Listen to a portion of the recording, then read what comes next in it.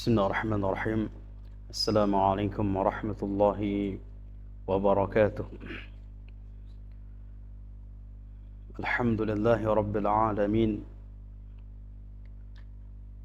والعاقبة للمتقين ولا عدوان إلا على الظالمين، والصلاة والسلام على أشرف الأنبياء والمرسلين وعلى آله وأصحابه أجمعين. أحبتي في الله رحمني ورحمكم الله. Kita lanjutkan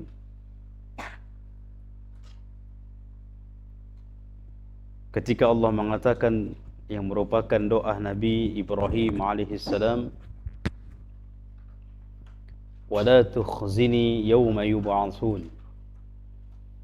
Ya Allah, jangan engkau hinakan aku nanti di hari kiamat, hari kita dibangkitkan.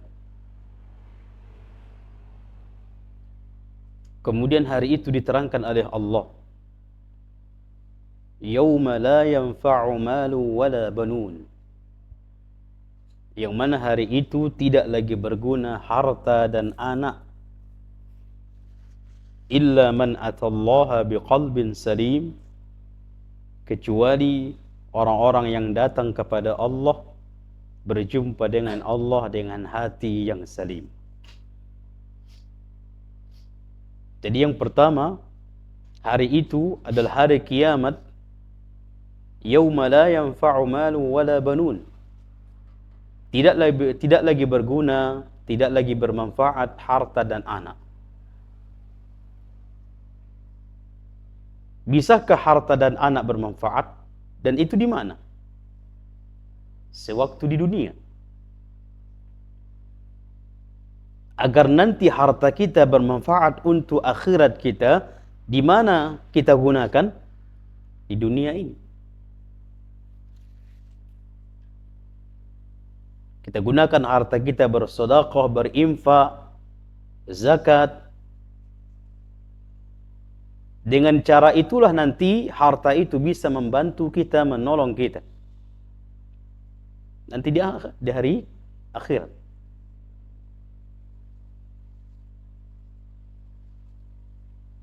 Adapun harta nanti di akhirat, sebagaimana orang-orang kafir, mereka kalaupun mereka memiliki harta dunia sedunia ini bahkan 2 kali lipat,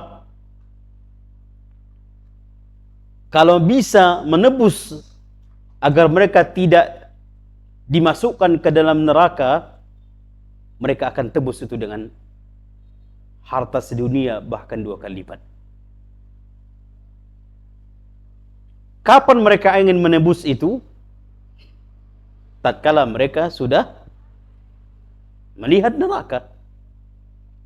Tatkala mereka sudah merasakan neraka, baru mereka mau menghilangkan harta mereka, memberikan atau menebus diri mereka dengan harta mereka, sekalipun harta yang mereka miliki dunia bahkan berlipat-lipat.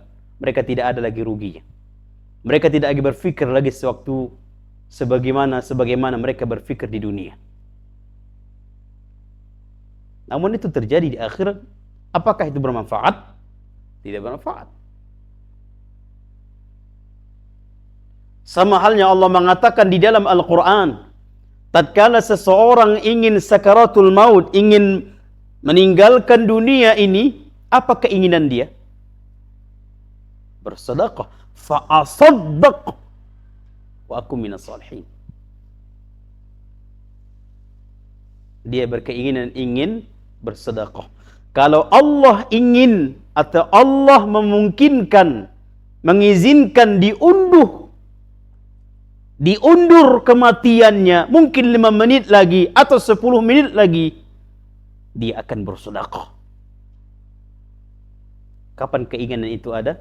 Tatkala ajal sudah mau datang. Mungkin itu terjadi? Tak mungkin lagi.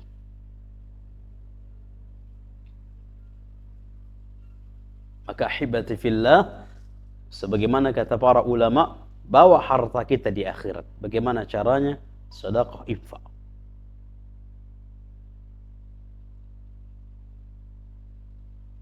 Makanya kalau kita melihat sejarah-sejarah para sahabat, para ulama, nggak ada mereka bakhil di dalam harta.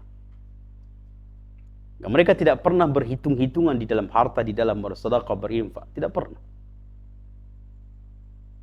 Apa yang terjadi ketika Abu Bakar menghabiskan hartanya di jalan Allah? Dia berikan di hadapan Nabi SAW.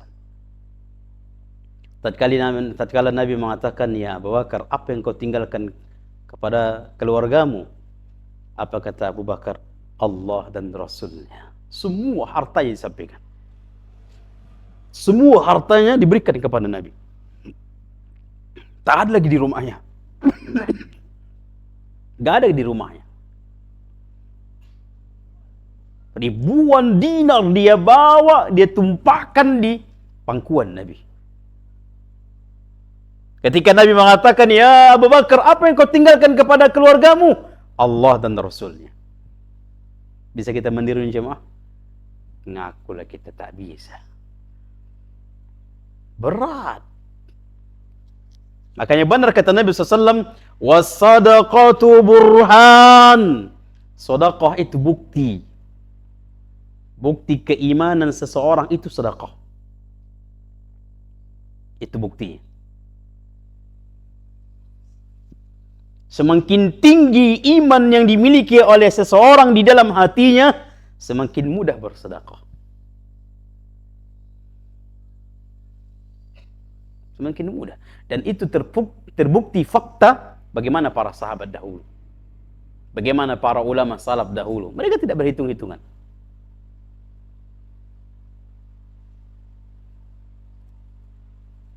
Kenapa? Karena mereka faham harta itu bisa berguna di dunia ini untuk akhirat mereka. Namun kalau sudah mereka sampai di akhirat, mungkin mereka gunakan harta lagi? Tidak mungkin. Makanya jemaah, kenapa Nabi SAW mengatakan raka'atain qabla al-fajr khairun minad dunya wa ma fiha. 2 rakaat sebelum fajar itu lebih baik daripada dunia dan seisinya. Allah. Dunia dan seisinya. Lebih baik adalah 2 rakaat sebelum fajar. Ada orang kehilangan 10 juta, menangis. Ibu-ibu lagi, menangis bu 10 juta. Wallahi seminggu menangis. Kadang, ya Allah, kenapa lah aku taruh tadi di situ? Ya Allah, kenapa lah tadi macam. Tapi kalau 2 rakaat qabliyah fajar ketinggalan ada menangis, santai saja. Itulah kita. Padahal 2 rakaat sebelum fajar itu lebih baik daripada 10 juta itu. Lebih baik daripada 1 miliar. Triliun pun lebih baik. Bahkan dunia seisinya. Apalagi dunia itu sini, nggak ada nilainya di sisi Allah. Kenapa 2 rakaat sebelum fajar lebih baik? Karena 2 rakaat ini nanti akan kita bawa di akhirat. Sama halnya jemaah. Kita perjalanan padang pasir. Tak ada jual es, nggak ada. Yang kita lewati itu jalan pasir, jalan padang pasir. Kalau yang kita pijak itu pasir-pasir. Terik matahari. Di sini ada 2 orang berjalan. Yang satu membawa air, yang satu membawa emas, perak, intan, berlian puluhan kilo. Dalam kondisi seperti itu mana yang bermanfaat? Emas bermanfaat? Tak bermanfaat. Kata yang punya emas, akhi, bisa nggak kita tukar atau beli air antum ini dengan ini? Perjalanan masih jauh. Demikian di akhirat. Sedunia ini pun akan membawa harta di akhirat berguna? Tak berguna. Karena di akhirat itu yang ada pahala dan dosa. Gak berguna harta. Bahkan hari kiamat jemaah, subhanallah. Ingat di dalam surah Az-Zalzalah. Idza zulzilatil ardu zilzalaha wa akhrajatil ardu athqalaha. Ketika bumi ini digoncangkan sedahsyat-dahsyatnya, kiamat terjadi. Wa akhrajatil ardu athqalaha. Bumi mengeluarkan isi dalam bumi. Apa yang ada di bumi, dalam bumi? Semua. Keluar emas itu.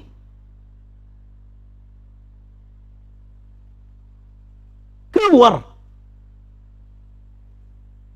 Masih ada orang berpikir mengambil emas itu.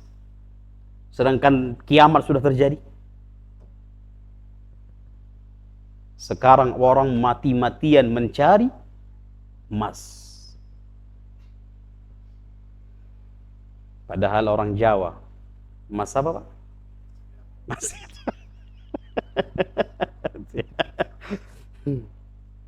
Saya orang Batak, Pak. Istri manggil Mas. Jadi Ustaz Fuadi, Ustaz Taufik lagi ngobrol-ngobrol.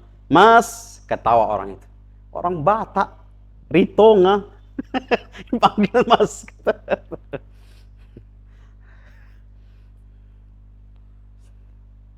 Itu hari kiamat jemaah. Yang dicari hari ini, di hari kiamat itu ada. Keluar. Harta karun mereka bahkan mati-matian mencari. Bahkan nyawa taruhannya. Hari kiamat terjadi, itu ada. Masih ada mengkutip itu? Tak ada lagi. Yang parah botol deh sudah. Bagaimana nanti di akhirat? Bagaimana di padang mahsyar? Bagaimana melewati jambatan sirat? Bagaimana yaumul mizan? Kita ditimbang. Tak lagi berguna lagi harta dan anak.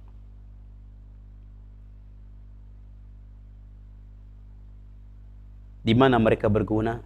Di dunia ini. Kalau ingin harta kita berguna, menolong kita nanti di akhirat, gunakan di dunia ini, di jalan Allah. Makanya heran kita melihat orang-orang mengatakan, kenapa mereka itu orang-orang sunnah itu belajar aja, berangkat ke sana. Padahal belajar seperti ini itu seafdol jihad di zaman kita ini. Heran kita menganggap kalian itu diam-diam saja kalian. Kalian belajar saja kalian. Kami sudah berangkat ke sana jihad. Tapi dengan cara bukan islami, bukan syar'i. Yang ada mati bukan mati jihad, mati konyol. Siapa yang tidak mau berangkat berjihad? Siapa tidak berangkat? Siapa tidak mau berangkat? Siapa tidak mau ada di dalam hatinya jihad, mati syahid? Setiap mukmin harus ada itu memiliki. Namun dengan cara syariat. Di belakang pemimpin itu jihad. Kalau bukan resmi, hati-hati.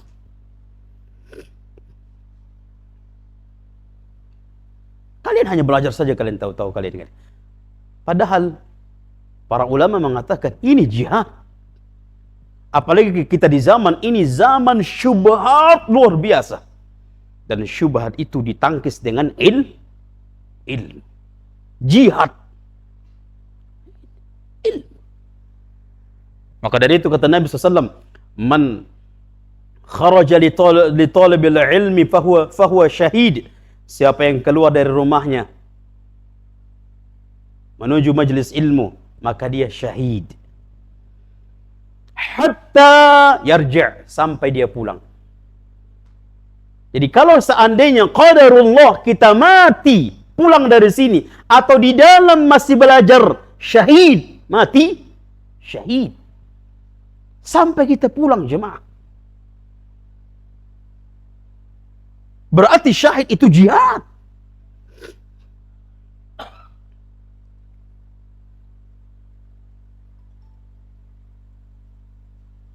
Makanya tidak ada di dalam diri kita menyesal, enggak ada. Kenapa lah anak pulang pergi tadi kajian hujan kayak gini? Harus dia ada. Kenapa jihad? Syahid kita.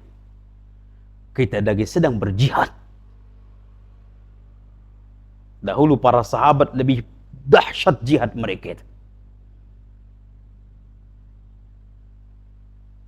Kita mungkin disirami air. Dahulu mereka para sahabat, apa yang menyiram mereka? Anak panah, tombak, itu menyiram mereka. Kita masih air.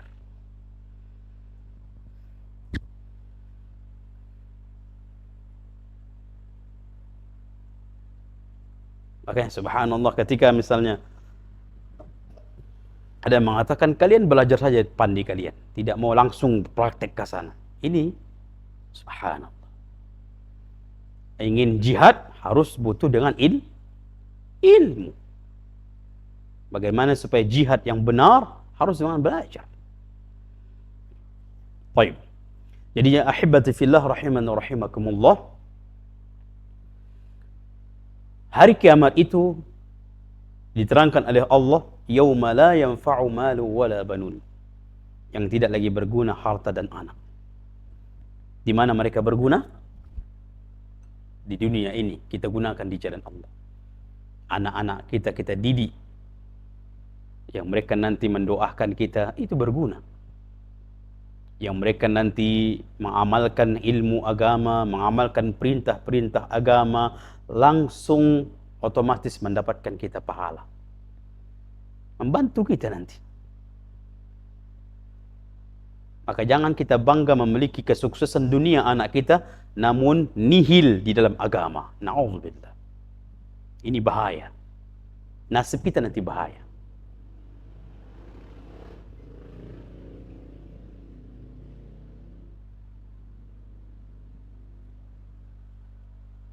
Maka dari itu Umar bin Abdul Aziz meninggalkan keturunan-keturunannya itu agama. Warisannya agama, bukan harta. Hanya sebagian dinar yang ditinggalkannya. Namun agama yang ditinggalkan Umar bin Abdul Aziz. Baik. Kemudian Allah mengatakan, illa man atallaha biqalbin salim. Nah, mahibati fillah, kita akan menghadap Allah. Kita akan berjumpa dengan Allah.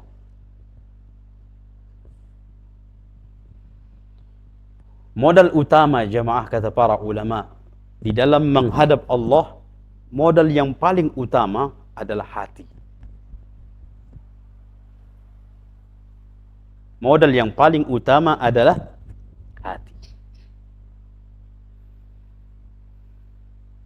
Karena Rasul sallallahu alaihi wasallam mengatakan, innallaha la yanzuru ila suwarikum wala amwalikum.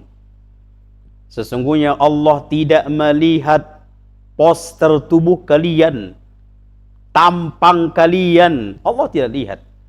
Wala amwalikum, dan Allah tidak melihat harta-harta kalian.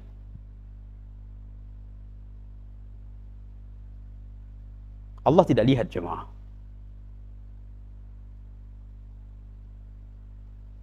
Walakinallaha yanzuru ila qulubikum wa a'malikum. Tapi Allah yang lihat dari diri kita ini, hati dan amalan kita.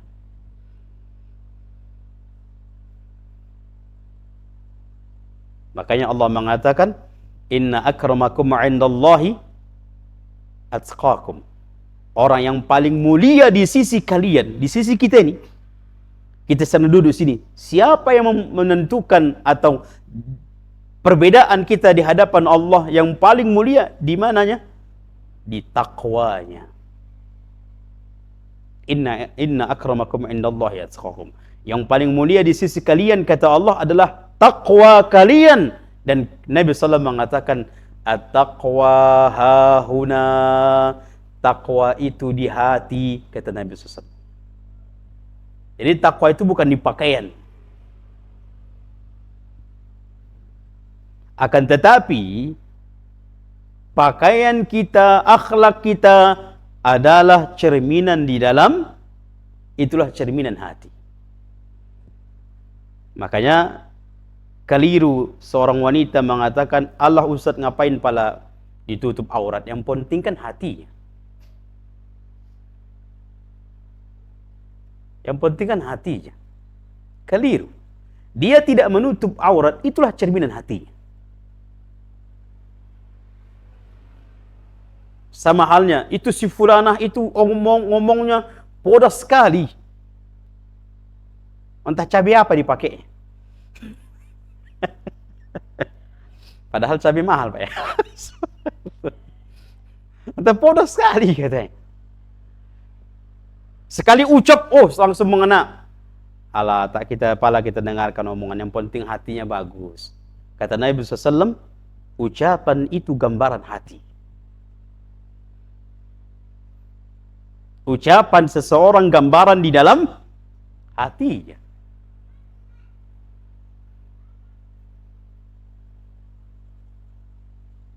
Ahibati fillah, jadi kalaulah Allah yang paling melihat di dalam hati kita ini, yang kita isi dengan kebaikan-kebaikan, maka kita harus benar-benar berusaha. Illa man atallaha biqalbin salim. Qalbun salim. Apa itu qalbun salim? Hati yang bersih, hati yang hidup.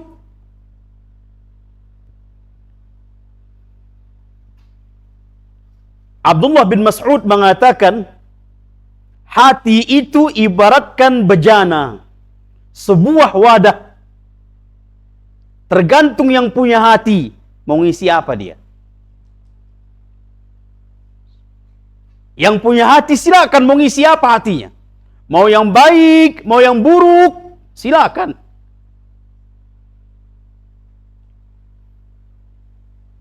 Isi dosa, maksiat, silakan. Kata Nabi SAW, satu dosa, satu titik hitam di hati. Dua dosa, dua titik hitam di hati. Bayangkan setiap hari puluhan dosa, sampai hati itu hitam. Kalau sudah hati itu hitam, tidak akan pernah mau mendengarkan kebaikan. Maka yang dikatakan oleh Al-Imam Ibn Taimiyah, hati yang rusak itu, hati yang berpenyakit itu akan mencintai yang mudarat bagi dia. Dia senang kepada yang mudarat bagi dia. Maksiat mudarat gak kepada hatinya. Mudarat, tapi itu suka dia. Dan membenci sesuatu yang harusnya bermanfaat bagi dia. Al-Quran bermanfaat sama dia, tapi dia benci. Tapi kalau yang mudarat bagi dia, hakikatnya mudarat sama hati itu yang dia sukai. Maksiat, musik, suka dia. Melihat hal-hal yang buruk, melihat hal-hal yang haram, itu yang dia suka. Padahal itu mudarat untuk hatinya. Itu adalah penyakit hati. Berarti hatinya berpenyakit. Dan membenci sesuatu yang harusnya bermanfaat untuk hatinya, namun dia benci. Kenapa dia benci? Karena dia hatinya rusak.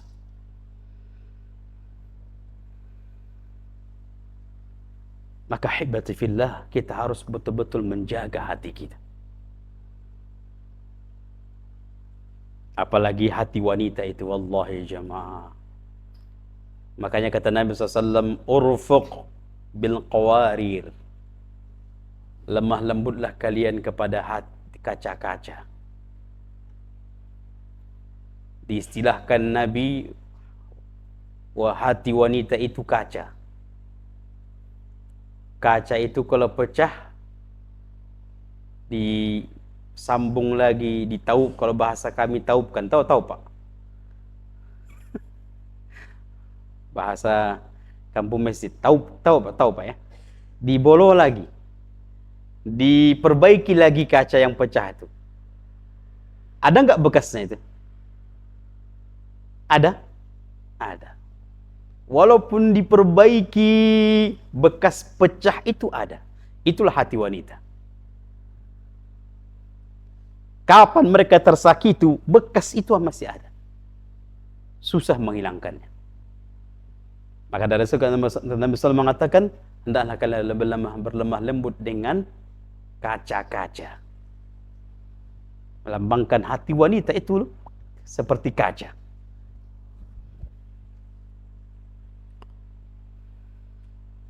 Maka hibati fillah, kita ingin mendeteksi hati kita yang baik atau tidak.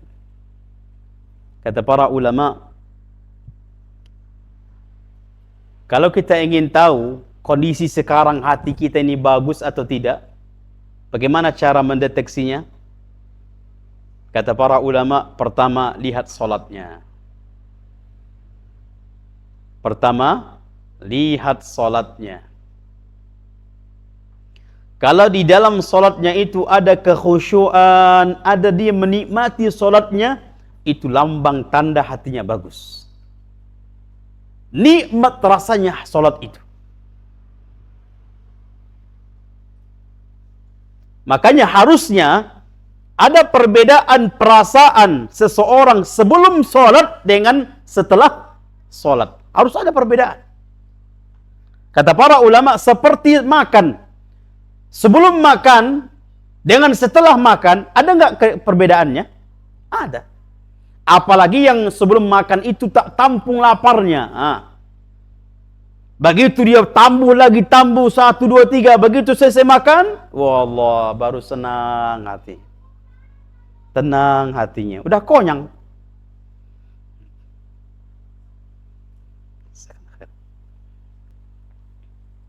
Harusnya sholat demikian juga. Sebelum sholat, apa perasaan kita? Setelah sholat, apa perasaan kita? Harus berbeda. Kenapa? Karena di dalam proses sholat itu, kita benar-benar menikmati sholat itu.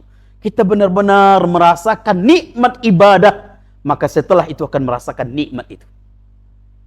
Indah perasaan itu. Tapi kalau sama saja, sebelum sholat suntuk, setelah sholat suntuk, berarti ada apa dengan sholatnya. Makanya Allah mengatakan, inna sholata tanha anil fahsya'i wal munkar.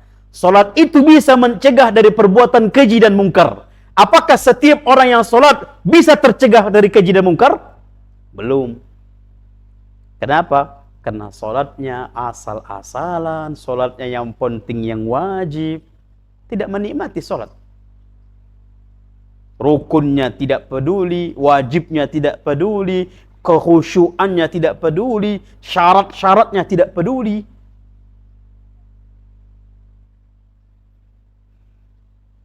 Bagaimana mungkin akan sholat diri, sholatnya itu bisa mencegah dari perbuatan baik dan buruk dan mungkar?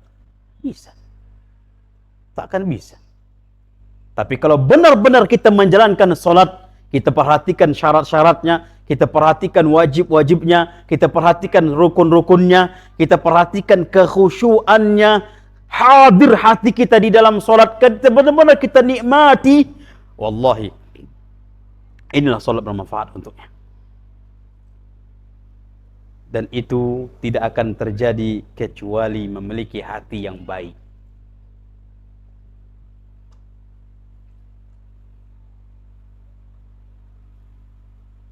Ketika imam membaca panjang, Masya Allah, dia nikmati imam itu. Tapi kalau hatinya berpenyakit, yang lambatlah imam membaca ini. Padahal yang dibaca sabihis. Ya Allah, solat maghrib sabihis. Pak Imam, katanya boleh. Tak nikmat lagi.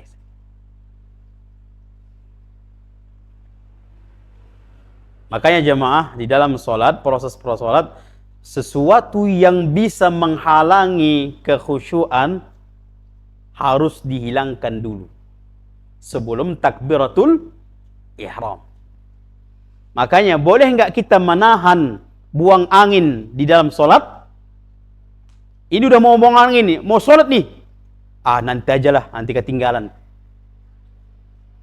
Begitu dia takbir, dibuat lagi buang angin tua, akhirnya nggak khusyuk lagi dia. Harusnya buangkan dulu, kemudian wudu. Ketinggalan lah.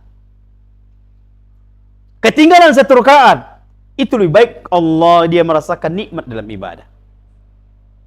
Ini menjaga ketinggalan supaya dapat takbiratul ihram. Dia tahan entah itu Buang air kecilnya atau buang air besarnya dia tahan, atau buang anginnya dia tahan. Selama 4 rakaat, ditambah lagi panjangan imam panjang. Ya Allah, ini sudah mau apa ini? Makin tak kemana-mana. Takkan bisa menikmati sholat itu.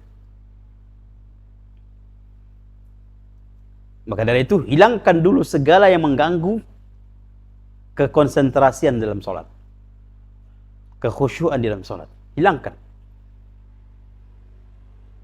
Makanya kalau makanan sudah dihilangkan, waktu sholat masuk, mana duluan? Lihat kualitas apa, kelapar atau tidak. Jangan mengamalkan hadis, bukan laparnya dia. Hah? Atau 9. Jadi, kita cukupkan ini. Oh, tentang jawab. Oh, baik. Nah. Jadi ya hibati fillah rahiman rahimakumullah. Yang pertama, mendeteksi apakah hati kita ini baik atau tidak, lihat di dalam solat kita. Yang kedua, lihat Al-Qur'annya. Ya, lihat Al-Qur'annya. Kata Utsman bin Affan, "Lau tahurat qulubukum ma syabi'tum min kalamillah." Kalau benar hati seseorang itu bersih, takkan mungkin dia muak, bosan, kenyang di dalam membaca Al-Quran. Takkan mungkin. Kalau dia tidak mungkin kenyang, tidak mungkin bosan, tidak mungkin capek di dalam baca Al-Quran, maka dia harus setiap hari membaca Al-Quran. Maka lihat jemaah, itu tanda hati kita baik. Kalau kita masih jauh dari Al-Quran, itulah kualitas hati kita. Seminggu yang lalu kita membaca Quran, sebulan yang lalu kita membaca Al-Quran, itulah hati kita kondisinya. Berarti kondisi hati kita masih sakit. Paksakan dulu supaya hati ini mencintai Al-Quran. Kata para ulama, "Ma summiyal qalbu illa min taqallubihi." Tidaklah hati ini dikatakan hati. Hati itu bahasa Arab qalb. Tidaklah dikatakan hati kecuali karena mudahnya berubah-ubah, terbolak-balik. Maka bolak-balikkan hati ini kepada kebaikan. Paksakan dulu kepada baca Al-Quran. Mungkin seminggu akan rindu Al-Quran itu kepada hatinya. Rindu hati itu kepada Al-Quran. Kalau satu hari dia berlalu tidak membaca Al-Quran, hatinya akan rindu. Maka hibati fillah, kalau hati yang bersih, hati yang baik, hati yang salim, dia tidak akan pernah meninggalkan walaupun satu hari di dalam membaca Al-Quran. Kalau kita masih meninggalkan terus-menerus, berarti hati kita berpenyakit. Bagaimana caranya? Obati dengan baca Al-Quran. Obati dengan lisan, menjaga lisan kita. Jaga lisan kita ini, karena itu adalah akan berpengaruh kepada hati. Kemudian juga agar supaya terjaga hati kita, jangan urus urusan orang. Jangan urus urusan orang. Kemudian jangan pernah berburuk sangka. Karena berburuk sangka itu akan bisa menjadikan hati kita berpenyakit. Baik, ini saja. Ahibati fillah, kita gunakan beberapa menit lagi untuk tanya jawab. Kami persilakan bagi jemaah ingin bertanya, kami persilakan.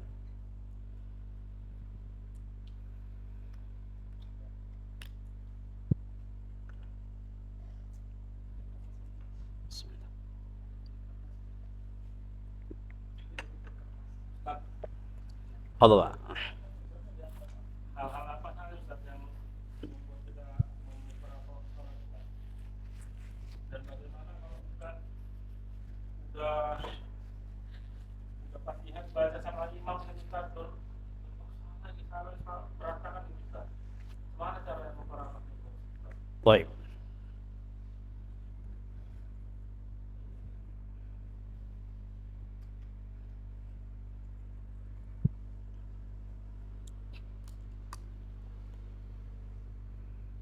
Apa saja yang dibolehkan bagi kita untuk mufaraqah di dalam salat berjemaah?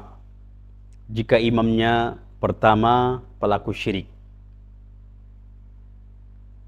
Pelaku syirik. Tapi kalau masih pelaku dosa besar, masih pelaku dosa, maka masih bisa kita jadikan imam. Tapi kalau dia pelaku syirik, tidak boleh kita jadikan imam.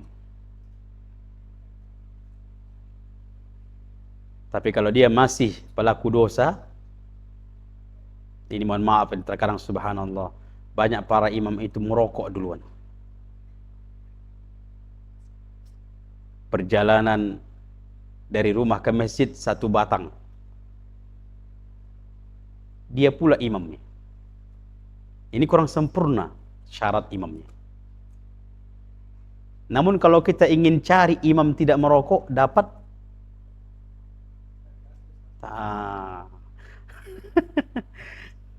Kayaknya susah.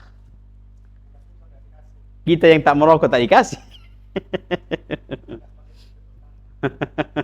Tak zikir bersama, tak berdoa bersama.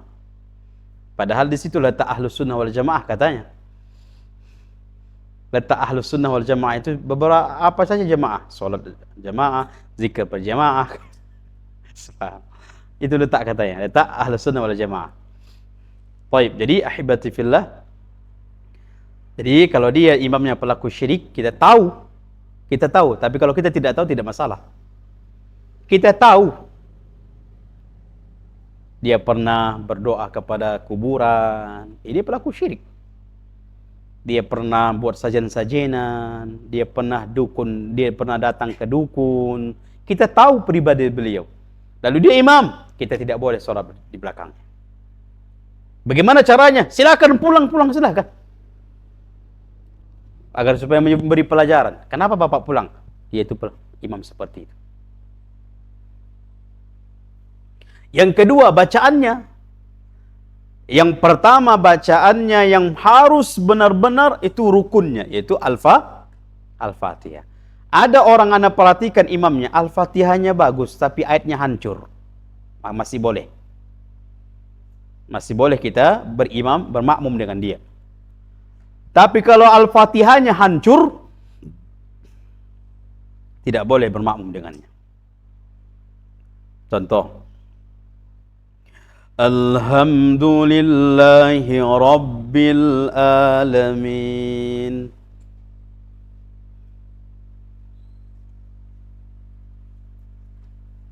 Padahal mungkin ya dari segi suara dia bagus. Alhamdulillahi Rabbil Alamin. Apa yang dia baca itu? Alhamdu. Apa arti alhamdu? Apa artinya jemaah? Segala puji. Itu hak kecil atau hak besar? Hak kecil. Alhamdu. Segala puji. Dari mana kita artikan segala? Dari alif lam. Itu alif lam lil istighraq. Segala bentuk pujian apapun, itulah alif lam itu. Maka kita terjemahkan segala puji. Bentuk pujian apapun macam bentuknya, itu terkandung di dalam kalimat alif lam. Hamdu. Kalau kita membaca dengan hak kecil, baru pas artinya. Segala bentuk pujian kepada lillah, kepada Allah.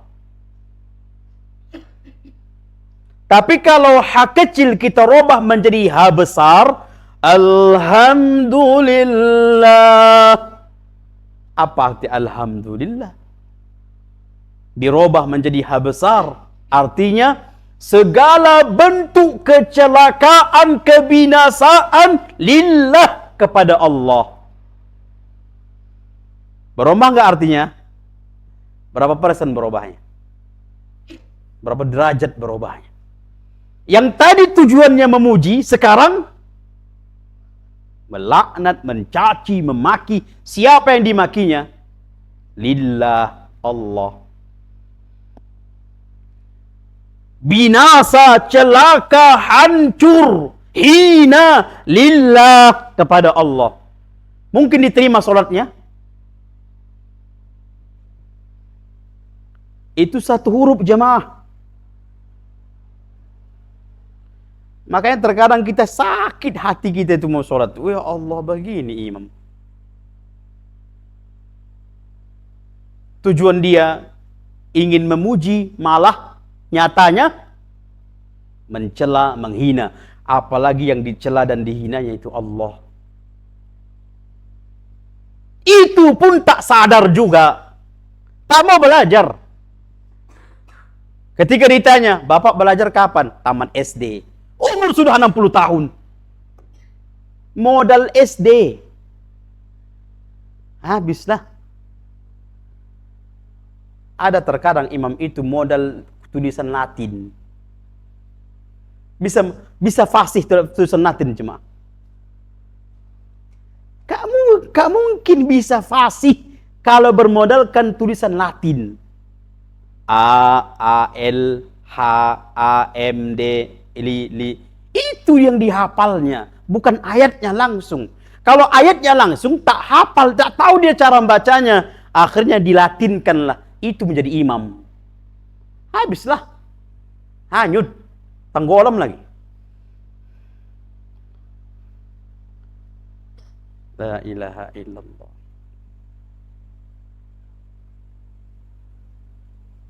Akhirnya ghairil ma'dub. Ya Allah, ma'dub pula itu.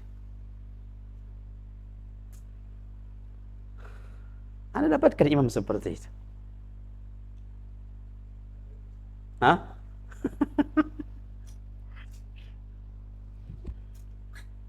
Maka seperti itu bacaannya. Belum lagi Rabbil Alamin. Itu ain atau alif? Harusnya ain. Dia baca alif. Rabbil Alamin. Goyang pula itu. Apa arti Rabbil Alamin? Kalau dia huruf alif, huruf ain, apa arti Rabbil Alamin? Rabb seluruh alam. Rabb semesta alam. Ini benar nggak artinya? Rabb semesta alam. Alhamdulillahi Rabbil Alamin. Segala puji bagi Allah, Tuhan Rabb semesta alam. Ini benar nggak ini? Benar. Coba kalau kita Rabbil Alamin itu diganti ain menjadi alif. Rabbil Alamin. Tuhannya orang sakit. Yang sehat tak bertuhan, yang sakit saja bertuhan. Allah, makanya subhanallah jemaah.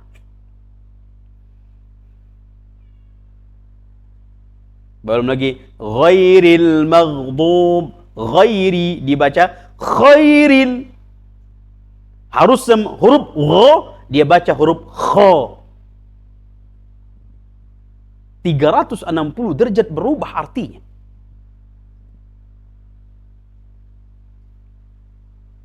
Berubah.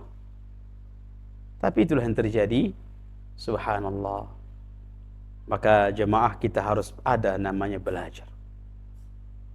Coba kita putar tuh syekh-syekh di handphone, lalu kita ikuti gimana cara membaca. Mudah sekarang ini belajar. Paham Pak ya? Jadi yang pertama, kalau imamnya itu pelaku syirik, maka jangan jadikan imam. Entah itu pulang silakan, atau mufaraqah sholat sendiri.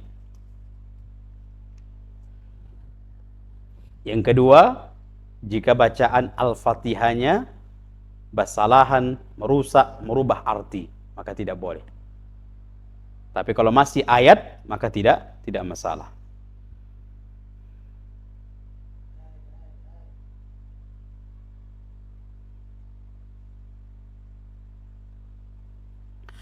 Baik, Assalamualaikum. Waalaikumsalam. Mohon pencerahannya Ustaz. Bagaimana caranya agar kita tidak futur dan bagaimana untuk kembali semuanya untuk beramal saleh, semangat kembali beramal saleh. Ahibati fillah, ketika diajak, "Yuk Pak, kajian." "Ustaz, ana lagi futur." Tak kajian, makin futur.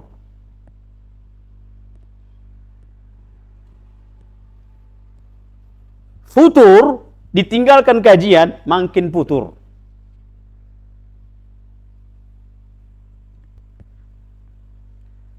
Makanya tatkala kita mungkin suami istri kita ni dek, masya Allah ya, kenapa kita ni kok makin lemah ibadah kita. Ayo kajian, perangkat kajian. Wallahi kembali atau selesai dari kajian, kembali itu semangat ibadah. Itulah yang dikatakan oleh Imam Hasan Al-Basri. Majlis ilmu itu pencas iman. Al-imanu yazidu wa yanqus. Iman itu bertambah dan berkurang.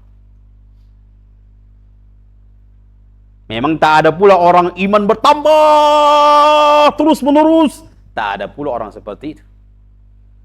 Ada naik turunnya iman. Ketika turun dijaga, jangan turun terus. Kalau turun terus, akhirnya ahlus sunnah menjadi ahlul bidah. Makanya kita di sini jemaah, kalau ada nggak hadir datang, Pak, kenapa nggak datang? Telepon, kenapa nggak datang? Kelompok yang menyimpang dari ahlus sunnah wal jamaah, tatkala satu orang tidak hadir, mereka datang ke rumah. Ada apa masalah? Mungkin sakit. Kalau lagi futur, nasihati. Kalau lagi kurang iman atau berkurang iman, nasihati. Mereka bisa, kita ahlus sunnah lebih berhak dari itu. Dicari. Dahulu Nabi SAW, kalau ada sahabat tidak datang di masjid, dicari. Mana si fulan? Demikian juga di kalangan para sahabat saling mencari. Di telepon, ada apa? Oh, anak lagi kehalangan. Oh iya. Ketika kita nelpon dia, oh mereka itu menganggap ada anak rupanya. Jangan pula adanya ada wujudi apa namanya? Adanya anak di situ seperti tidak ada. Mau hadir mau tidak terserah, tak ada yang mempedulikan. Terkadang ada orang menganggap seperti itu. Tapi kalau telepon, Pak, kenapa nggak datang, nggak mau kajian? Bilang, oh iya, lupa anak Pak. Ketika dia tutup teleponnya, Allah, mungkin mereka sudah peduli sama saya. Jangan kita jemaah sepele dalam hal itu. Itu bisa menusuk hati dalam hati dia. Allah jemaah, subhanallah. Mungkin anda anggap ada.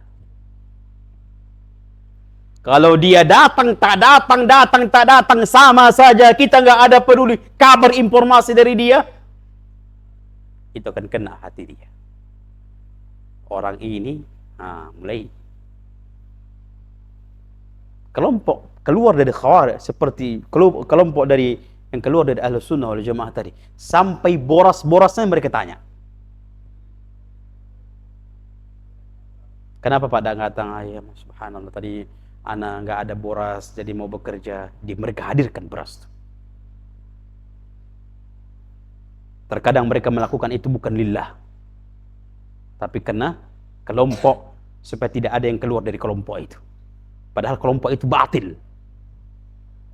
Sedangkan kita di atas kebenaran, kita lebih berhak di atas itu. Kenapa nggak datang Pak? Iya, semalam kempes ban saya. Telepon. Di mana Pak? Di rumah. Kenapa? Ini karena malam kajian. Oh iya. Aduh Pak, saat ini lagi rusak. Ana jemput Pak ya. Ini dia. Ana jemput ya Pak.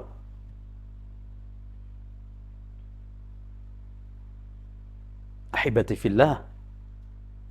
Kalau kita futur, arti futur di sini subhanallah. Di saat kita mungkin lemah iman,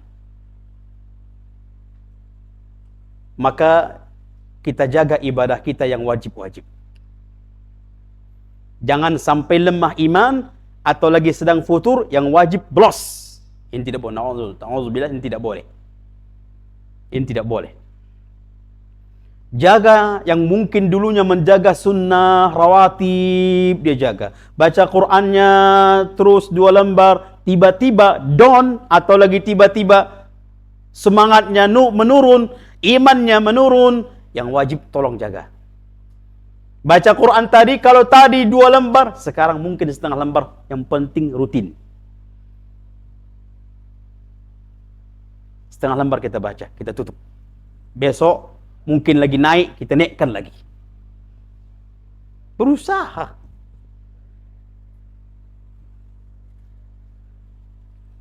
Makanya ingat Abu Bakar ketika Hanzalah ya, sahabat Nabi Hanzalah.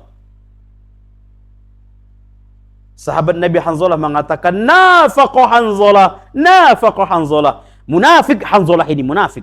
Dia mengatakan diri sendiri. Wahai Hanzalah, engkau munafik, ini munafik.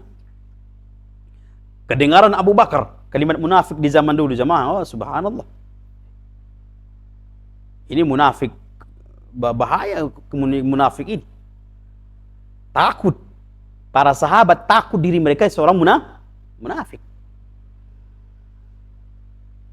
Nafaqah Hanzalah, nafaqah Hanzalah. Munafik Hanzalah ini. Kedengaran Abu Bakar. Ya Hanzalah, apa yang Anda ucapkan? Iya Abu Bakar. Munafik ini kita ini. Ketika berhadapan dengan Nabi, ketika duduk di sisi Nabi, ketika duduk di majelis Nabi, mendengarkan surga, mendengarkan neraka, seolah-olah surga itu dan neraka itu di hadapan kita, kita semangatnya tertampung. Tapi ketika kita kembali ke keluarga kita, kembali berpisah dengan Nabi, itu semua hilang nih ya Abu Bakar. Apa enggak munafik itu? Kata Abu Bakar, sama dong. Level para sahabat seperti itu jemaah. Kalau begitu Hanzalah, saya pun demikian juga. Kalau sudah sampai ke rumah, mikirkan boros lagi, mikirkan kerjaan lagi, mikirkan ini lagi. Mikirkan utang lagi, ya. Mikirkan ini lagi, iya. Tapi kalau majelis ilmu itu semangatnya tak tampung. Anak nanti pulang ke rumah harus baca ini. Anak harus sholat tahajud. Anak sholat malam. Tiba di rumah udah malas. Kalau begitu Hanzalah kata Abu Bakar, anak begitu juga. Pulang ke rumah udah lembek lagi. Kalau begitu ayo kita datang Rasulullah. Maka mereka bertanya kepada Rasul tentang apa yang terjadi pada diri mereka. Apa kata Rasulullah? Sa'atan. Begitulah iman tu wahai Abu Bakar dan Hanzalah. Sa'ah. Sesaat. Di sini saatnya kita menikmati, menaikkan iman di saat ini.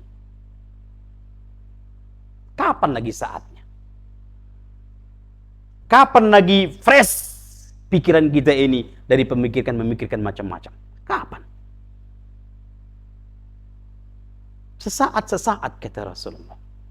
Kalau seandainya sama saja iman kalian bersamaku dengan di luar tidak bersamaku, naik terus, tentu turun malaikat akan menyalami kalian. Ini menunjukkan iman itu kadang turun. Akan tetapi tatkala kita lagi futur, lagi iman turun, tolong jaga yang wajib. Ketika ada majelis ilmu, yuk majelis ilmu. Jangan tinggalkan majelis ilmu tatkala futur, makin futur.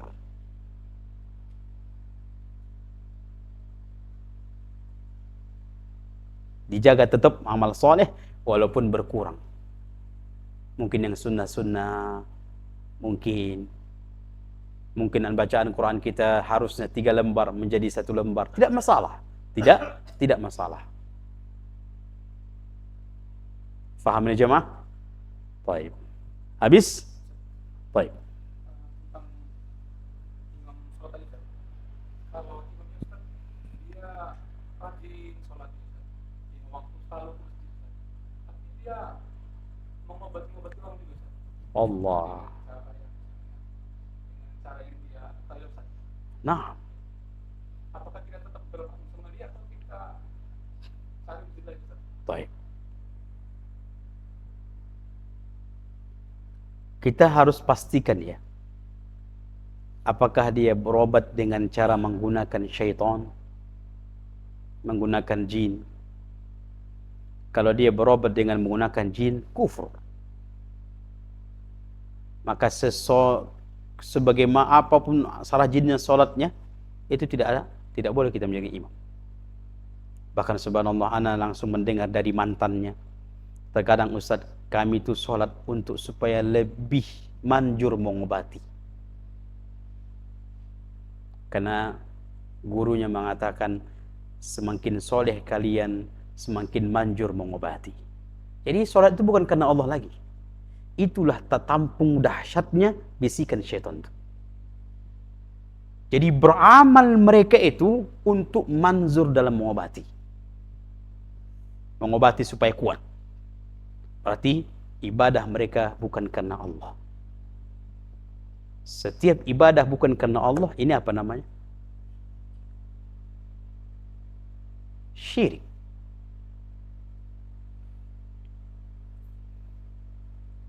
Kalau seperti ini modelnya, tetap kita tidak boleh.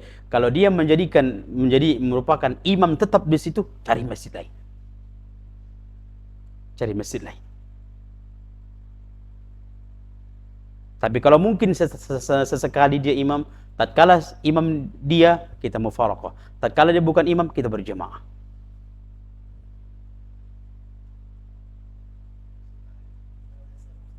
Gimana? RSM. Apa RSM, Pak?